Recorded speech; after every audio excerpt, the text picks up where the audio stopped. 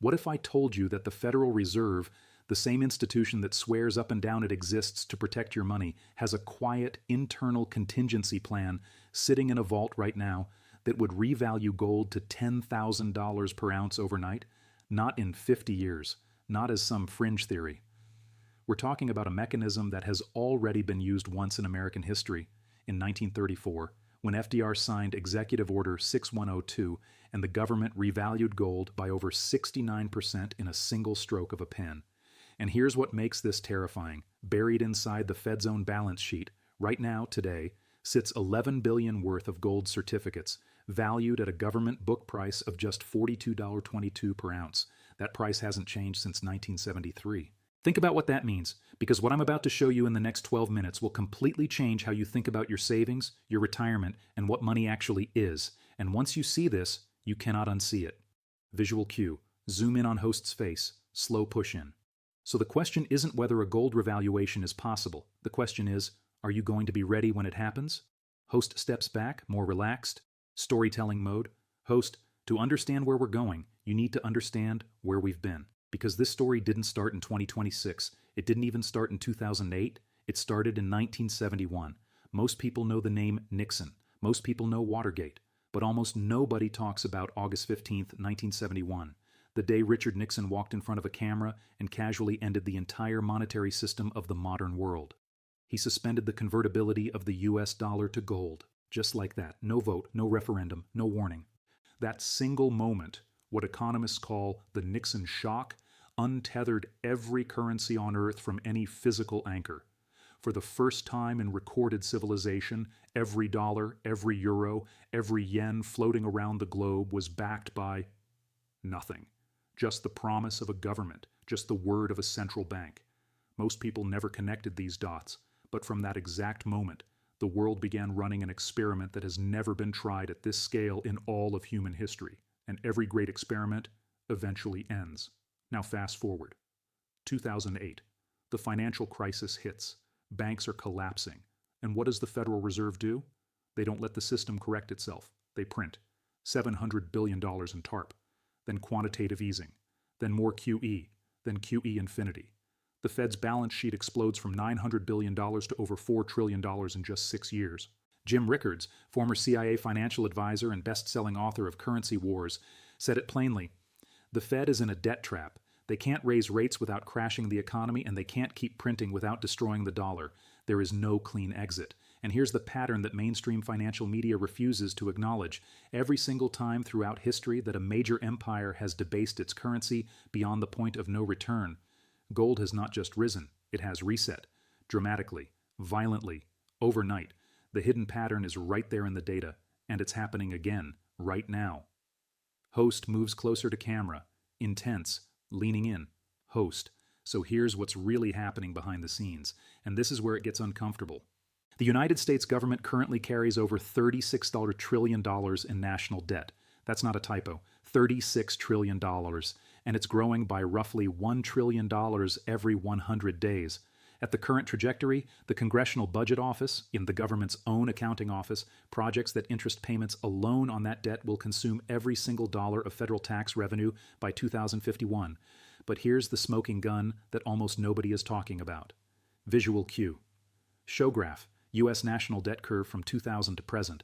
Steep exponential rise highlighted in red, buried in the Federal Reserve's H4.1 statistical release, which they publish every single week, is a line item called gold stock. And as of this year, the U.S. government officially holds approximately 261 million troy ounces of gold, valued on the books at that absurd frozen price of $42.22 per ounce.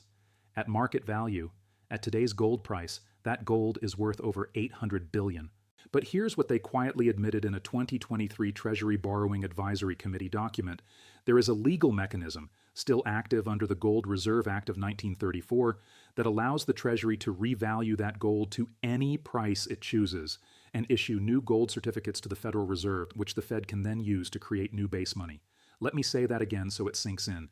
The government can, legally right now, declare gold worth $10,000 per ounce and instantly create $2.6 trillion out of thin air, without Congress, without a vote, without a single new dollar printed in the traditional sense.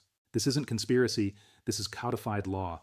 It's called the Exchange Stabilization Fund, and it operates under Section 10 of the Gold Reserve Act. The IMF has discussed similar special drawing rights restructuring.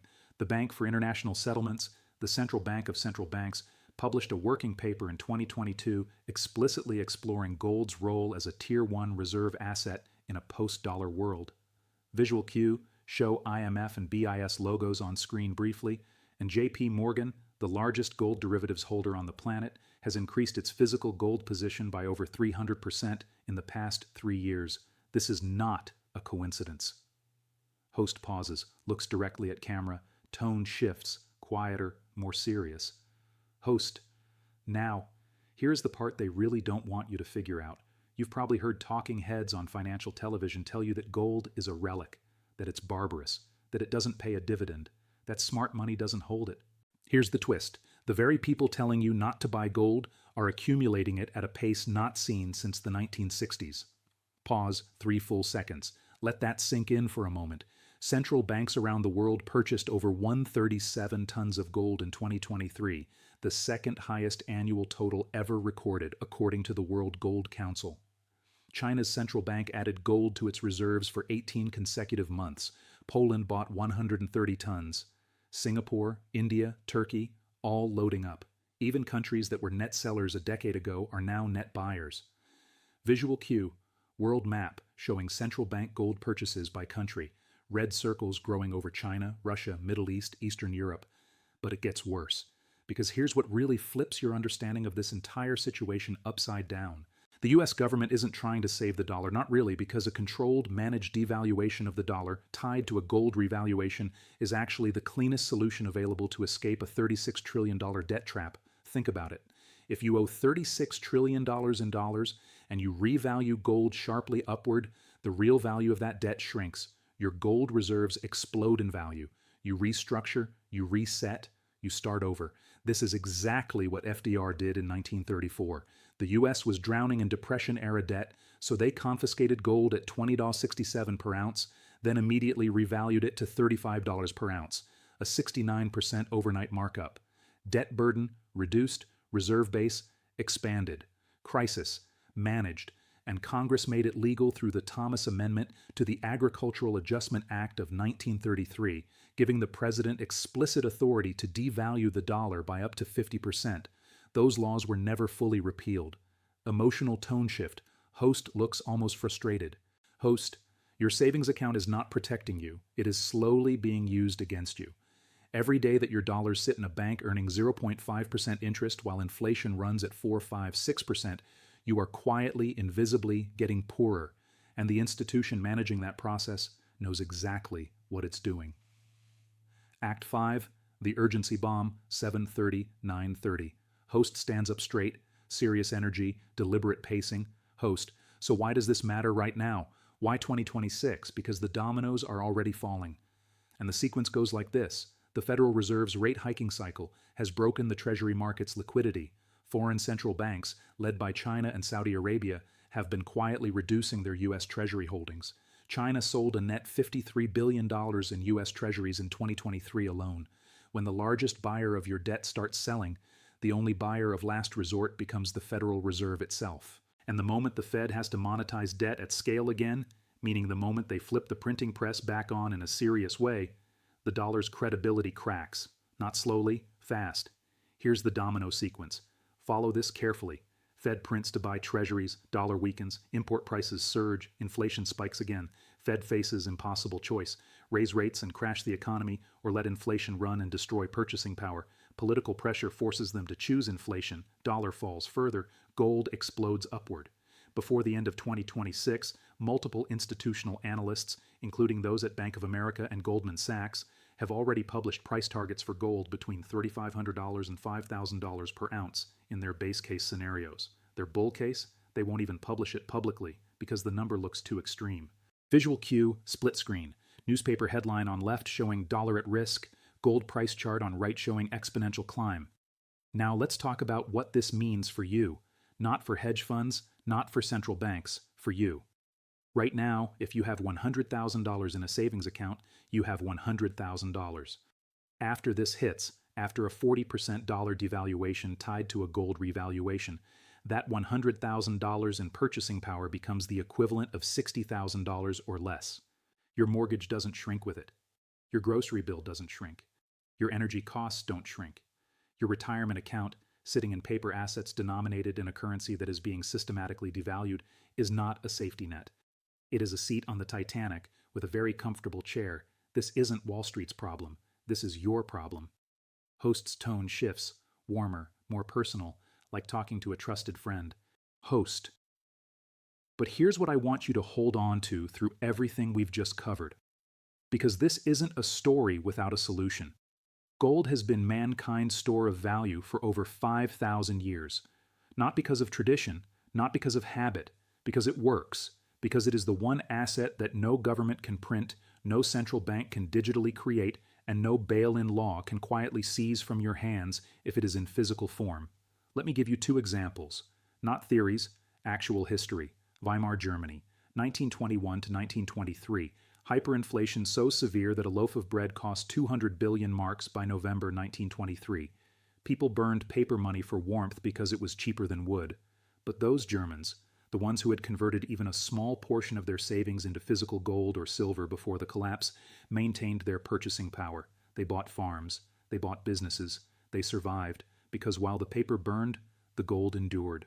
The 1970s stagflation in America, Nixon had just closed the gold window.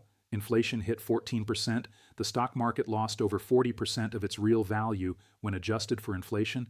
And gold went from $35 per ounce in 1971 to over $850 per ounce by January 1980. That's a 2,300% increase. People who held physical gold didn't just survive the 70s crisis. They built generational wealth from it. Pause. Host gestures forward, leans in slightly. Host, here's the contrast that matters. While paper burns, gold endures.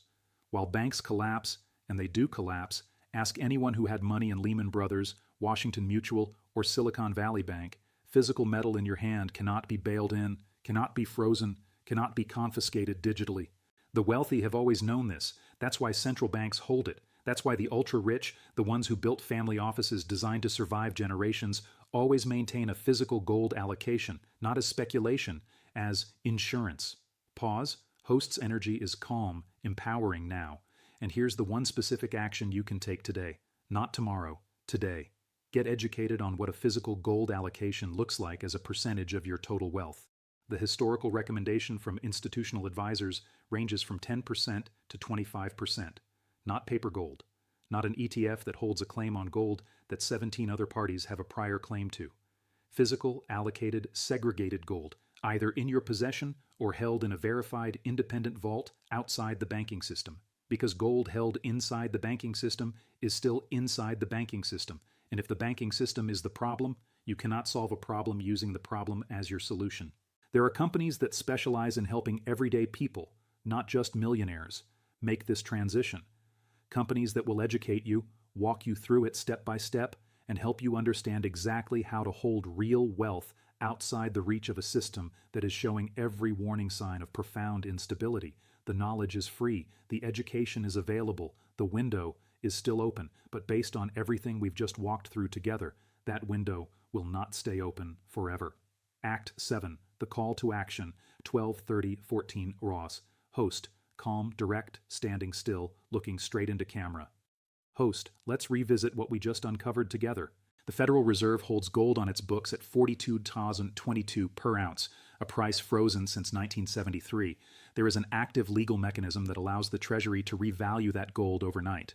Central banks worldwide are buying gold at record levels. The dollar is under structural pressure from a $36 trillion debt load, and the very people managing this system are quietly moving their own reserves into hard assets. Pause. The window for action is narrow. These shifts don't announce themselves with a press conference. They don't give you a countdown clock.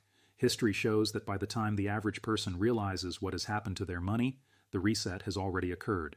Pause. Host takes one step toward camera. So I'll leave you with this one final thought. Every generation in history has faced a moment where the old monetary order collapsed and a new one emerged, and every time, without exception, there were two kinds of people on the other side of that moment. those who understood what was coming and positioned themselves in real, physical, lasting wealth, and those who trusted the system and woke up holding paper. The only question left is, when the reset comes, and it is coming, which side of history will you be on? Pause. 2 seconds. Host. If this opened your eyes, hit subscribe and ring that notification bell, because what's coming next in this series goes even deeper. Download our free guide. The link is in the description below, and book a no-pressure, completely free strategy call with one of our senior analysts to talk about your specific situation, because gold isn't just a metal, it's a message, and that message is, I chose to survive.